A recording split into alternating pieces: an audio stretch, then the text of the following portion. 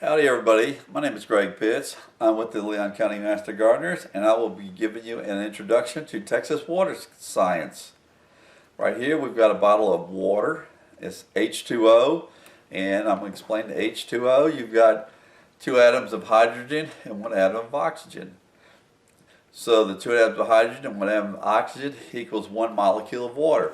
So if you're looking at this bottle right here of water, can you imagine the number of molecules of water that are in this bottle? So quite a bit. Now, Texas has over 3,700 streams and 15 major rivers.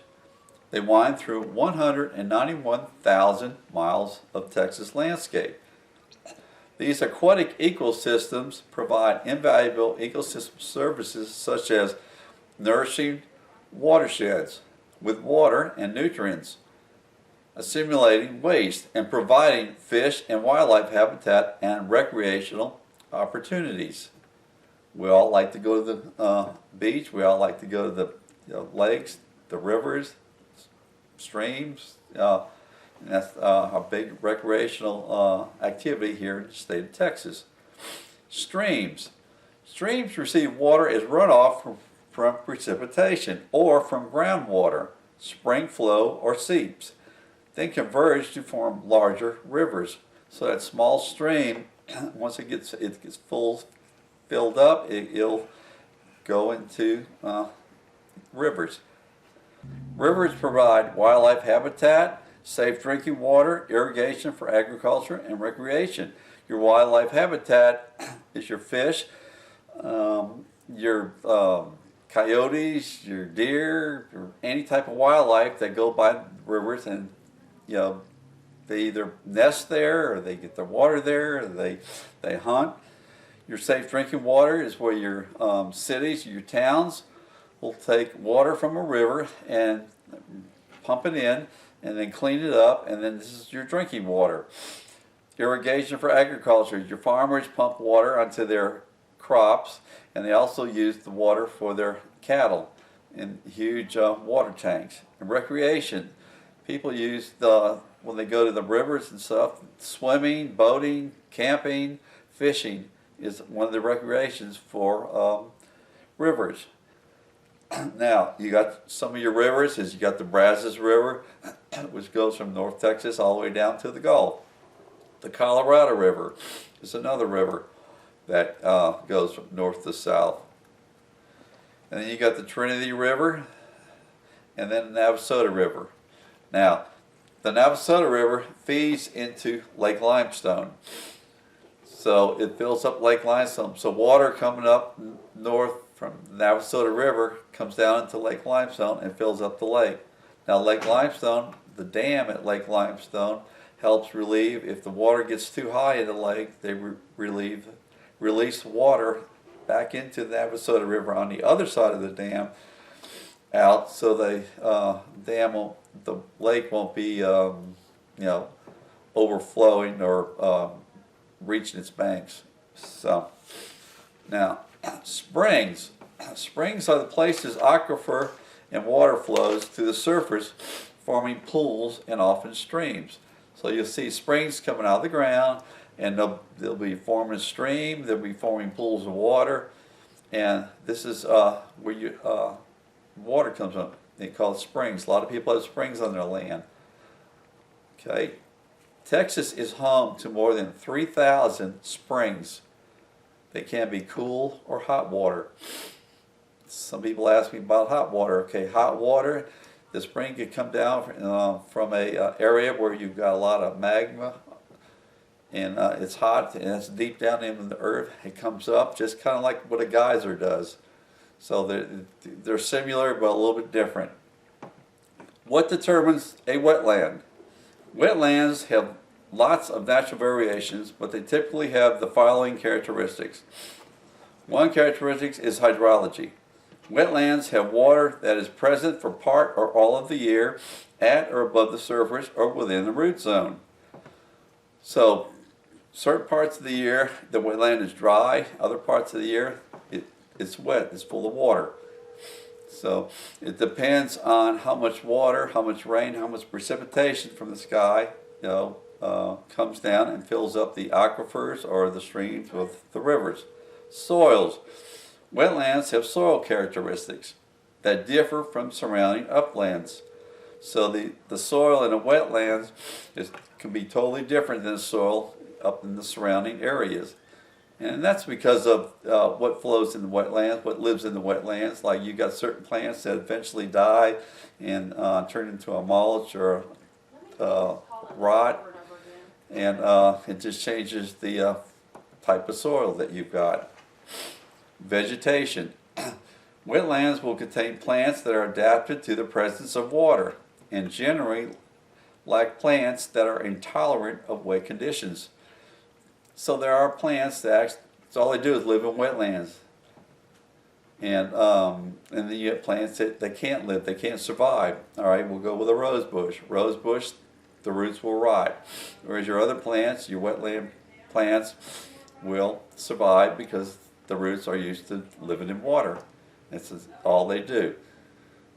So that is your 3 characteristics of a wetland. Types of wetlands. Deep water swamps, freshwater marsh. You got saline and brackish marshes. Plaza lakes. Plaza lakes is a 17-acre wetland. Riparian wetlands. So your deep water swamps are like the swamps like in the bayous of like Louisiana or South Texas, where you got your cypress trees. It's pretty deep. It can go up to maybe to 5 feet deep. Freshwater marsh is your marshes like down Matagorda area where the water is fresh. It's fresh water, no salt in it. Saline and brackish marshes is where the Gulf comes in and the water is salty and brackish. Brackish is kind of like a dirty colored water. And you get the riparian wetlands. Wetlands are areas that are routinely inundated or saturated by surface, which is your rivers and streams, or groundwater, which can be your aquifers. All Texas lakes except one are man-made. The Caddo Lake, which is on the Texas-Louisiana border, is the only lake in Texas. Every lake in Texas is man-made. Now we go to an aquifer. An aquifer is an underground layer of permeable rock, which is limestone or sand. Aquifers collect, hold, and conduct water. The materials are like underground sponges, where they just take in that water. It's like a sponge. And water in an aquifer is called groundwater. So when someone mentions groundwater, it's an aquifer, so they're the same. They vary in size, aquifers. They're narrow to wide, hundreds of feet thick. They can span 1 to 2 counties. We've got the Caruso-Wilcox Aquifer. It goes from Robeson County to Leon County up into Limestone County and even further. They may stretch across thousands of square miles in several states. It's the Ogallala Aquifer. Ogallala Aquifer was formed 2 to 6 million years ago. It's the largest in the United States. It goes from South Dakota southward into Texas. Over 80% of the irrigation water used in Texas comes from this aquifer. This aquifer's thickness averages 95 feet to over 800 feet in some places. Most of Texas lies above aquifers, some large and some small. There are 9 major aquifers and 21 minor aquifers in Texas. A major aquifer contains large amounts of water spread across a large area. Minor aquifers contain smaller amounts of water spread over large areas, or larger amounts of water spread over small areas. Aquifers supply about 60% of the water we use in Texas.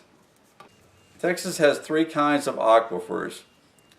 Unconfined are connected directly to the surface and have water levels dependent on relatively constant recharge.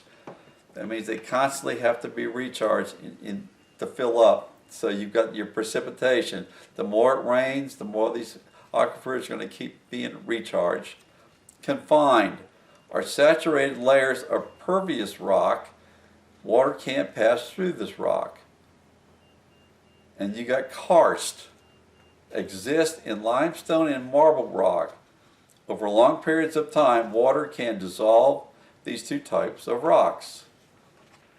A watershed is the area from which a body of water collects runoff. It is a basin-like landform defined by high points and ridge lines that descend into lower elevations and stream valleys. Drop by drop, water is channeled into soils, groundwater, creeks, and streams, making its way to larger rivers and eventually the sea. The important thing about watersheds is what we do on the land affects water quality for all communities living downstream. Your watersheds, you got northern Leon County, it's the lower Trinity, Tacona. You got the western Leon County, the Navasota, and southeast Leon County, lower Trinity, and the Kickapoo. Those are your three watersheds for Leon County. Point source solution. Point source pollution is an identifiable source of pollution. The various types of point source pollutants found in waters are as varied as the types of businesses, industry, agriculture, and urban sources that produce them. Non-point source pollution. Non-point source pollution is a source of pollution that cannot be identified to a specific site but may be assigned to an area or a broadly applied practice. Occurs as water moves across the land or through the ground and picks up natural and human-made pollutants, which can then be deposited in lakes, rivers, wetlands, coastal waters, and even groundwater. The water that carries non-point source pollution may originate from natural processes such as rainfall or snowmelt, or from human activities such as crop irrigation or lawn maintenance. We've got a watershed model here, and what we're showing here is what happens when we have precipitation, water falls and hits the ground, and then we got scenarios here of what can happen on erosion, chemical pollution, going from an upper area all the way down through the bottom part of the watershed. So what we're going to start with first is a construction site. There's no vegetation or silt fencing to hold the soil. Therefore, erosion occurs. So all around here, it's empty. There's nothing here. So when this bulldozer keeps pushing soil around, there's nothing to keep it in case it starts raining. So when it starts raining,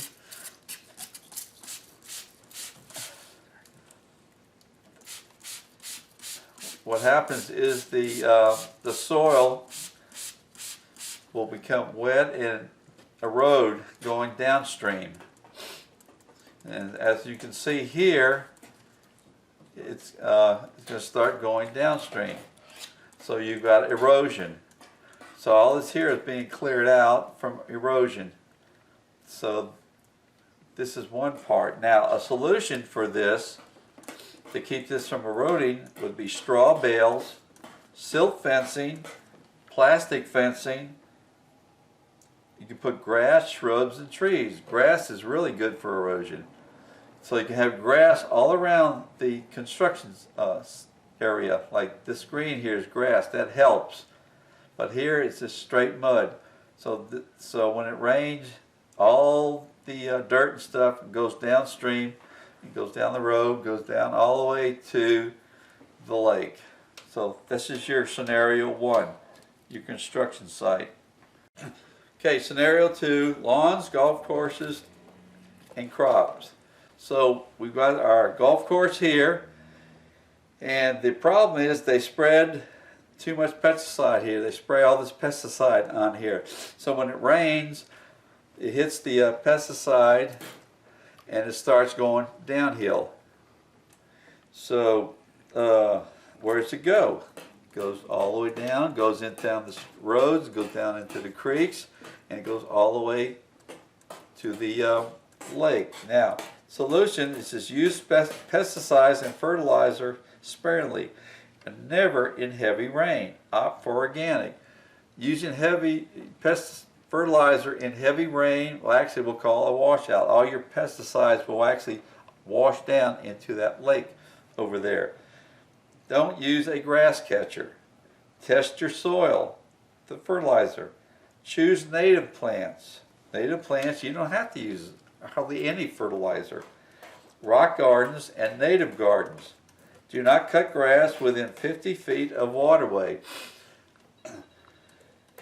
Plant cover crops between crops or restore nutrients and prevent erosion. So, too much pesticides will actually besides getting into the soil, it'll run down the streams, run down the roads, and go all the way to the lake over here.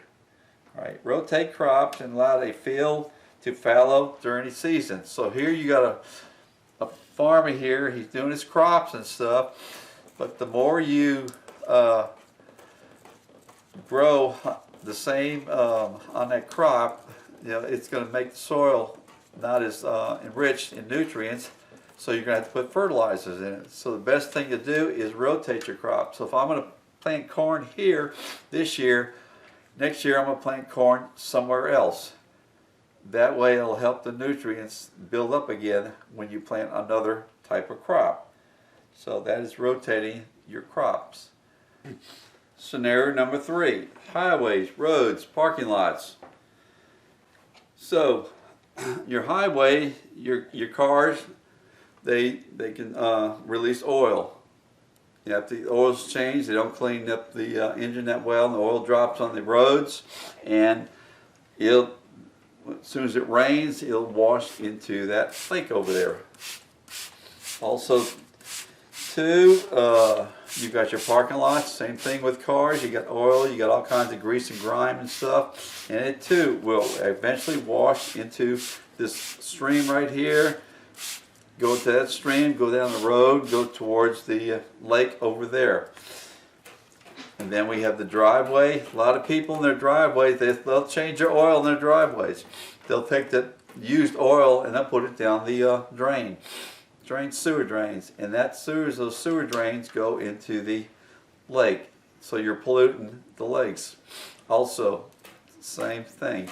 So as you can see here, the green here is your oil and grease and all kind of antifreeze. Antifreeze is really bad. Antifreeze can actually destroy a lake.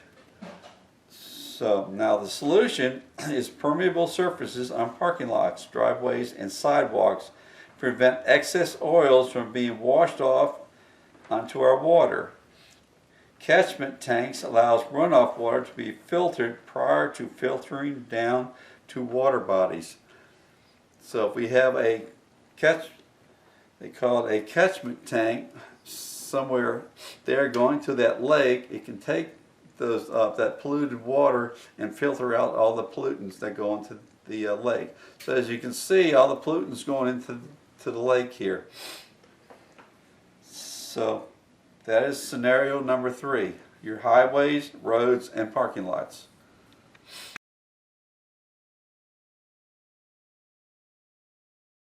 What we've got here is bare ground banks with no vegetation to hold the soil, and they are subject to erosion by water, wind, and snow melt.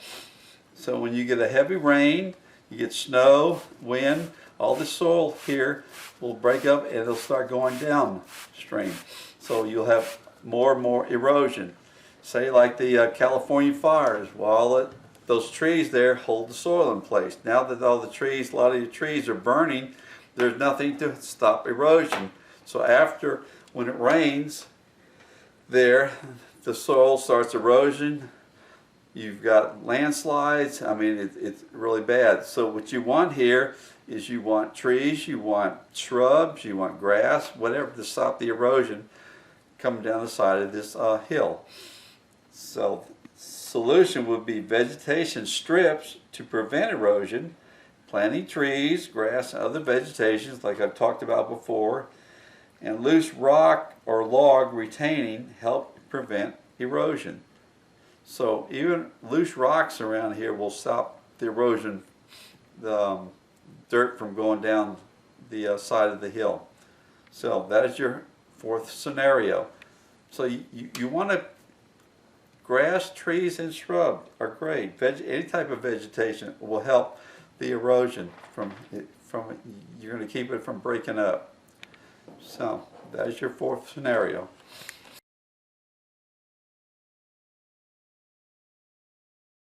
We've got here forest clearings and plowed fields. All right, when you start clearing all your forest out, you're gonna cause a mess. You're gonna cause erosion. So and even your fields. So when it rains, storms, hails, or whatever, that water's got to go somewhere. So that water, when it rushes down, it'll take all of the dirt and with it, and all that will erode down into the lowest part of the watershed. So what we need to do for the solution is recycle to cut down on demand of tree cutting. On your tree cutting, what they call is they'll have one area, they cut the trees down, and they'll replant the trees, and then they'll move to another area. And this is how they, keep, the erosion down. They'll cut certain areas, then they'll replant, then they'll cut another area and replant. And then they'll leave a lot of the trees up. It's, there's a name for it. So that is one thing you can do. You use vegetation strips. You take vegetation strips and it'll help with the erosion when it rains. Proper tree cutting management. There's a proper way of cutting trees. There's what they call clear cut. And then you replant and reside costly but useful trees. It can be costly, but it's good to replant them, because if you don't replant them, all this here is going to run, all the dirt and stuff is going to run down into the lake, and that's your erosion. So what it's doing is causing lots of problems. A lot of your what they're doing in South America, they're cutting all these trees for farming down, and they're having problems with erosion. Nothing's growing, it's washing all the soil away, and then they keep going and keep cutting more forest and more forest down. Eventually, they're not going to have any forest. The forest is the lungs of the earth. So that is your fifth scenario. So this here is an introduction to the science of the Texas water here in the state of Texas.